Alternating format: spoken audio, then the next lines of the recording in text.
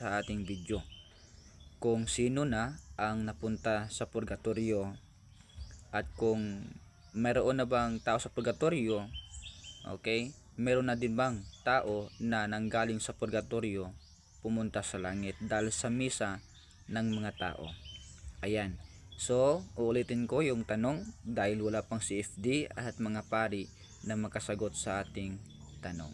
Ito ang tanong natin: kung kayo ay naniniwala sa purgatorio, sino na ang napunta sa purgatorio? Okay, sino na?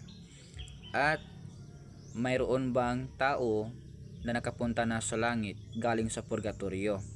O, magbigay ka ng pangalan at exact date na nang dahil sa misa ninyo ay napunta ang kanyang kaluluwa sa langit. So yan po mga kapatid, mga kaibigan, huwag po tayong maniwala sa mga haka-haka at katang-isip na turo po